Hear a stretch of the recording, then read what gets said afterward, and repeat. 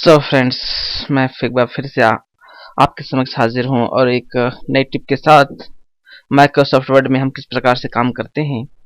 तो दोस्तों, पिछले जो मेरा टॉपिक था, जो पिछला मॉड्यूल था, हमने उसमें बताया कि आप जो टेक्स्ट है उनकी प्रॉपर्टीज किस प्रकार से चेंज कर सकते हैं, उसमें किस प्रकार से स्टाइल लगी होती हैं, तो आप उन्हें कैसे पता कर सकते हैं उसमें कौन सी स्टाइल लगी हुई है, या फिर उसकी जो प्रॉपर्टीज हैं bold, italic, underline, under strike through और आपका सब स्क्रिप्ट, सुपर स्क्रिप्ट आदि सभी बातें, जो चीजें हैं, मैं आपको अपने पिछले ट्यूटोरियल में बताया।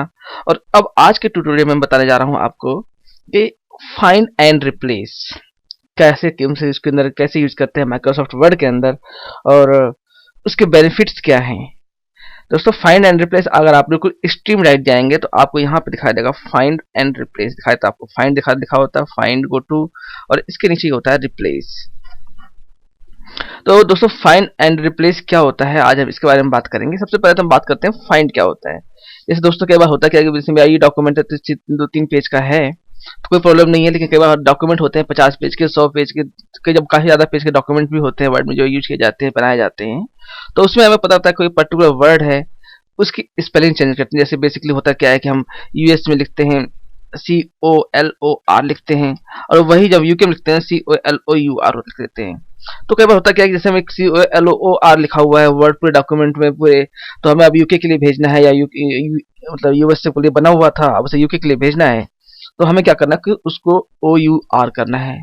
अब दोस्तों, पूरा डॉक्यूमेंट तो पढ़ा जाएगा नहीं। अगर आपको 50 पेज 100 पेज का डॉक्यूमेंट है अगर, तो अब उसमें आपके कलर कहाँ कहाँ लिखा हुआ है, कलर ढूंढ करके पूरे डॉक्यूमेंट में बदलना हो, तो उसके लिए अब फिर यूज होता है हमारा फाइंड एंड रिप्लेस कमांड। क्योंकि एक एक डॉक्यूमेंट के एक एक वर्ड को पढ़ करके कि कलर कहाँ कहाँ लिखा हुआ है, इसको रिप्लेस करना इट्स वेरी लगभग एक इम्पॉसिबल टास्क है, कि आप उसे ढूंढना है कि इसमें फिर भी कहीं ना कहीं कोई ना कोई कलर छूट जाएगा, कितनी बार एडिटिंग करवा लेते हैं।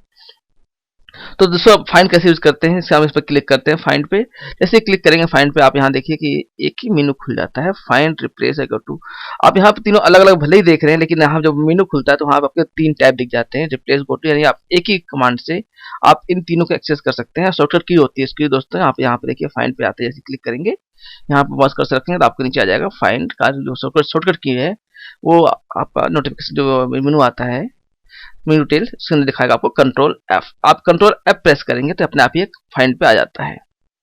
अब जैसे इसमें हमें सर्च करना है कलर, जैसे सिलेक्टेड ऑलरेडी जो आपको टेक्स्ट अगर सेलेक्ट कर रखा है आपने, तो ये अपने आप ही उसको हाईलाइट कर देता है कि आपने कौन सेलेक्ट कर रखा है, तो आप वही सर्च करना चाहते हैं। या फिर अगर आप चाहें तो यहाँ पे कुछ और भी नहीं लिख सकते, जैसे मैं लिख रहा हूँ डेस्कटॉप लिख रहा हूँ। अब मैं इसको करता हूँ फाइंड, यहाँ करूंगा जहां भी डेस्कटॉप लिखा होगा। लेकिन दोस्तों, इससे एक चीज होती है कि हमारा जहां कर्सर रखा हुआ है वो उसके बॉटम चलता है, अरे उसके ऊपर चीजें उसको इग्नोर करेगा। जहां हमारा कर्सर होता है, कलर के साथ मेरा कर्सर है, तो उसके नीचे स्टार्ट हुआ है डेस्कटॉप।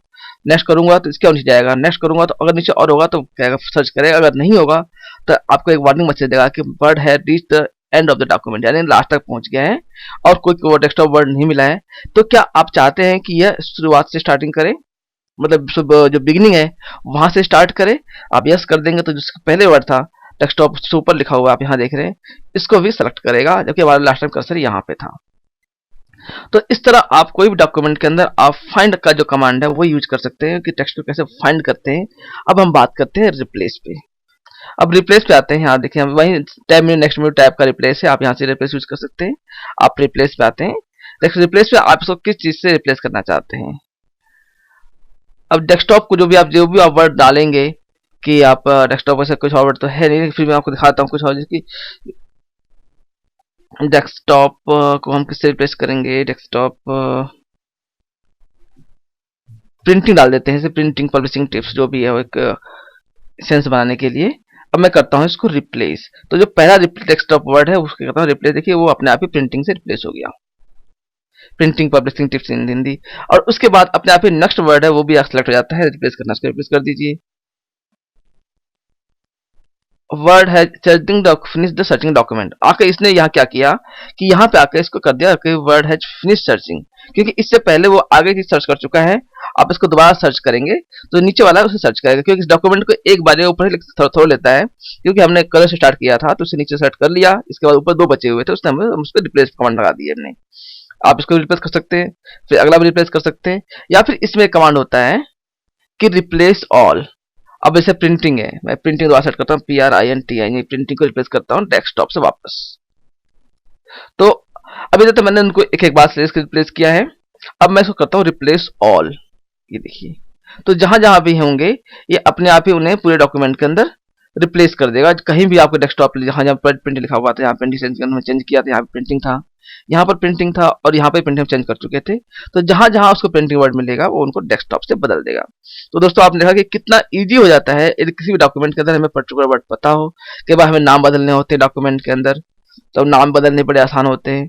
इसके अलावा दोस्तों आप यहाँ आगे बढ़ते हैं, मोर करते हैं, मोर करने पर आप देखेंगे कि इसके अंदर बहुत सारे ऑप्शंस और आ जाते हैं। यानी मैच केस की पूरा पूरा वर्ड सेलेक्ट करना हो, फाइंड होल वर्ड्स ओनली, ये जितना अगर पूरा वर्ड दिया हुआ तब तभी उन्हें सर्च करेगा, चाहे उसमें अपर केस हो लोअर केस से फर्क नहीं पड़ता।